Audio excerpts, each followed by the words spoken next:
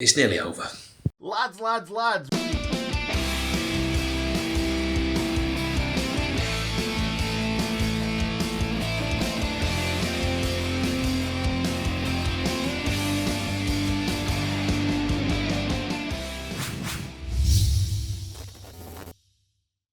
So in this weird and wonderful world of weird kickoff times, 8 p.m. on Saturday for this one. The Blades making the trip to a under construction Craven Cottage, taking advantage of fans not being there to build a new stand.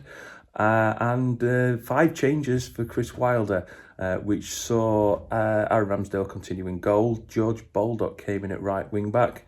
The back three looked to be Jagielka coming in, Kian Bryan coming in alongside Ethan Ampadu.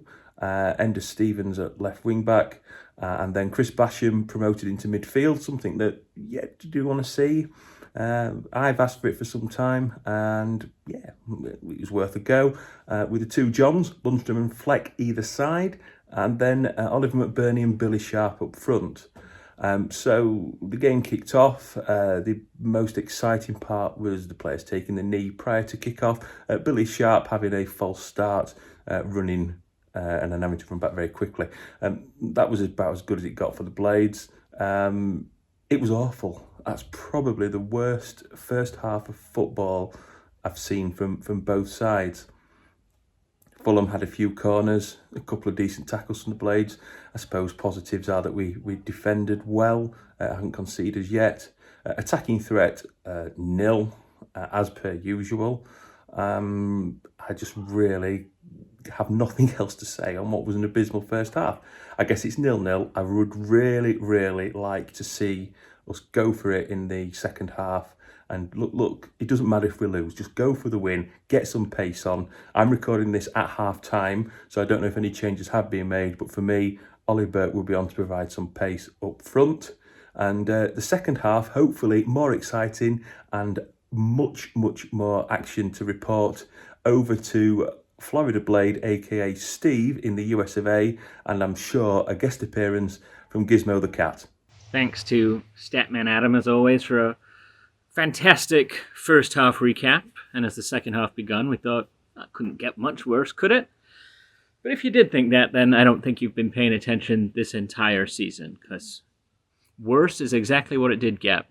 On about the 50th minute, Basham pulls up lame with a hamstring injury, promptly subbed out for Norwood, and yet another injury to contend with from somebody who's really been one of the few bright sparks of the entire season. And more to come, obviously, on how long Basham's out. We revert to a back three of Jagielka, Bryan, and Ampadu, which I don't think was on the cards at all in anybody's mind preseason. A couple minutes later, Loftus-Cheek jinks his way through, a bit of luck, bit of skill, and has a shot on goal that Baldock clears off the line and prevents the opening goal, but really only delayed it for a few minutes. After Billy misses a difficult chance from a Norwood cross, Fulham break, back to front, put it on Lookman's foot, who beats Ampadu, which really doesn't take much, but he got past him, low shot, right through Ramsdale's legs. I'll let the goalkeeping experts figure out if he should have done better there or not. The game meandered on from there. McGoldrick on for Lundstrom. Late on, we got Bogle on for... I don't know who Bogle came on for, actually. And who cares? But the one flashpoint in the game is the penalty, no penalty decision. Bogle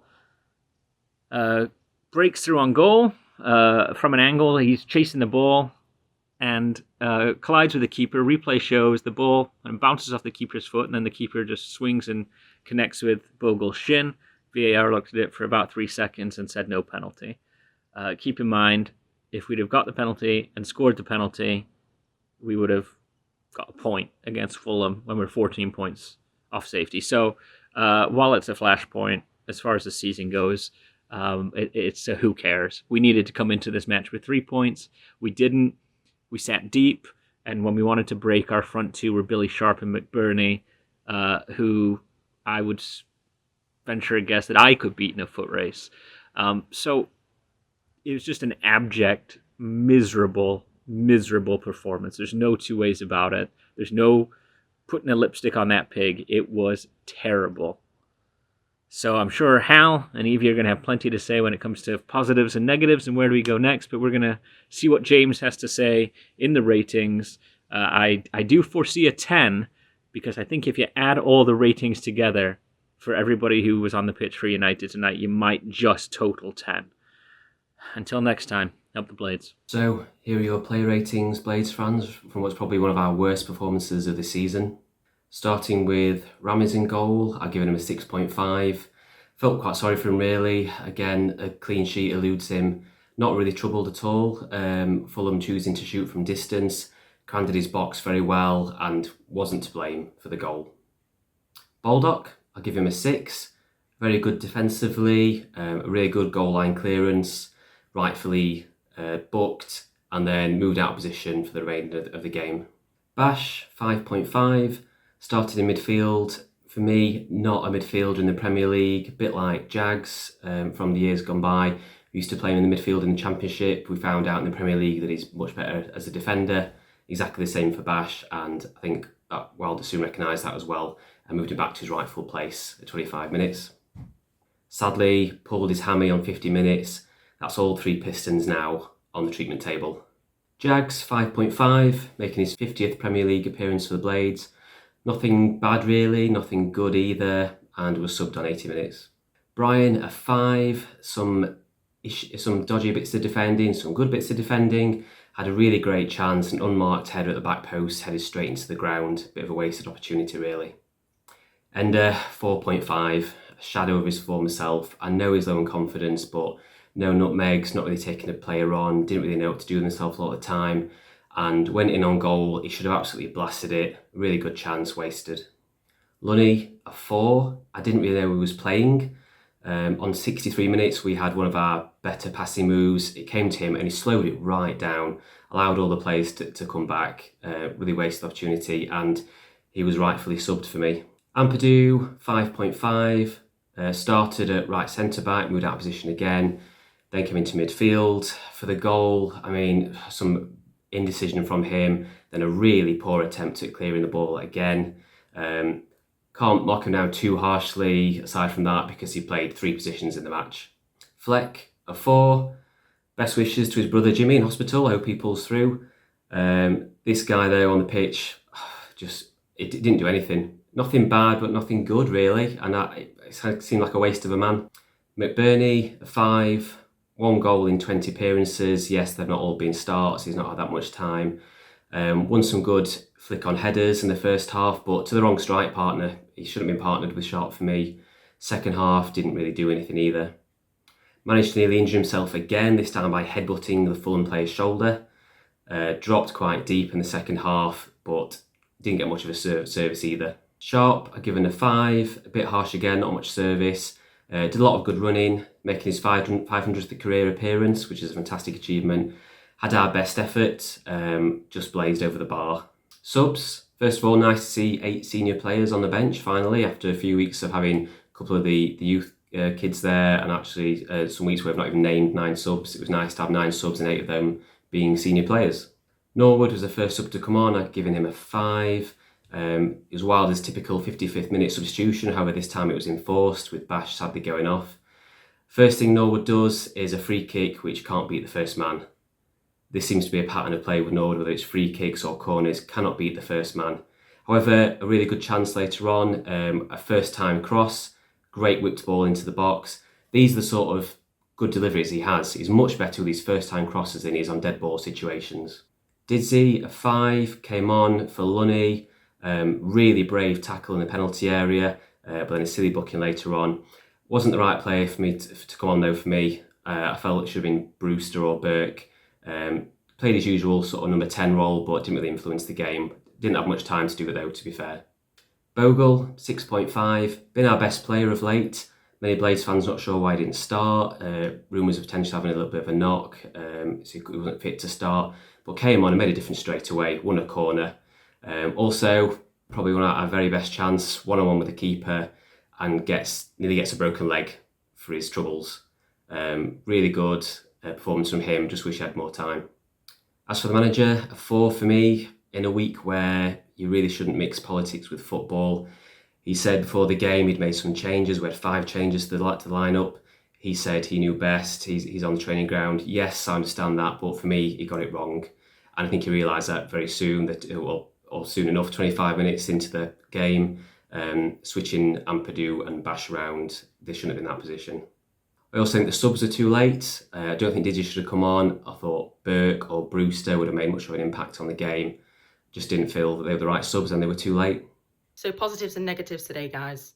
As you can probably imagine, there aren't that many of the former and way too many to count up the latter. It was a really bad showing today, guys. It was one of, if not the worst performance of the season, and that's saying something. Fleck fit has to be a positive. Him starting, it was good to see, because I'm sure we were all worrying what was happening. Didn't do much, but none of them did really, but it was just good to see him back. Player on the post from corners was another good thing to see. Hopefully we've learned something there and we carry on with that, because we conceded way too many headers, and especially from set pieces this season, which is worrying.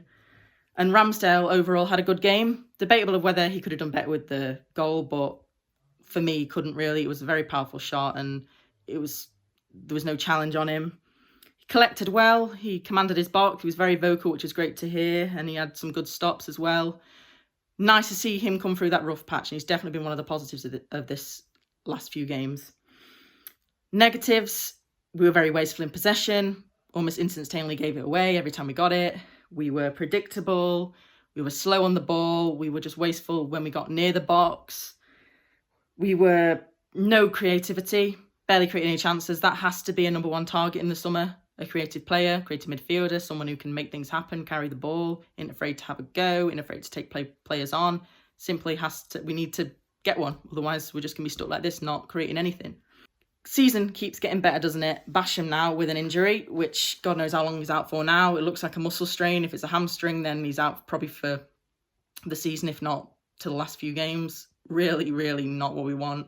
And I really hope Jayden Bogle's all right, because he had a bit of a clatter right at the end, which VAR didn't even look at, which is hilarious, because if that is anywhere else on the field, it is a foul and a potential red card offence. It was a terrible goal to concede. Easy ball over the top to Lookman. Ampadu barely put a toe in. You're a central defender, mate. Come on, put a foot in. If it doesn't come off when you put that foot in, then fair enough. But don't just stand there and then hold your hands up afterwards asking what happened, because you were the one that had to deal with that. And it was way, way too easy. Way, way too easy. And it's the same every week. And I know we're depleted with injuries. I know we don't have the quality required for this league. But it's the same stuff. It's basics every single week. And it's just so frustrating. I can't imagine what Wilder thinks when they're in training and then in the pitch it happens again right before his eyes. Like, he must be going crazy. We just let him walk all over us today, guys. And it's just worrying. And I really, really hope we can nip this in the bud going into next season. Where do we go from here? The Championship, probably. It looks like it's impossible. There's no way we're going to get out of this. I mean, I can't believe you're even still watching the video at this point. I'm right at the end. After that, where do we go from here? I mean, there's now, I believe, a chance to experiment, to throw some of the youngsters in. I don't really feel like we've got a lot to lose. Like, people might think, well, if we're playing badly and the fans get on their back, it'll damage their confidence. But actually, if they stay off social media, there's no fans in the stadium. So if they just ignore that and focus on their football, then if they play well in the Premier League, they'll be like, I already know I'm good enough for this level. And if they don't play particularly well, they'll know exactly what they've got to do to get to that level. So I don't really see a negative there. You know, we know we're going to lose Lundstrom, so maybe throw in someone who's actually going to replace him next season and start to play the kind of team that we're actually going to be playing with in the Championship. Brewster, McBurney, up front. If that's what we're going to go with, that's where we've spent the money. You can argue later if you think that was right, but let's actually see them together, get in a run of games and see what they can do. That's where I think we go from here. And the good thing is it's nearly over.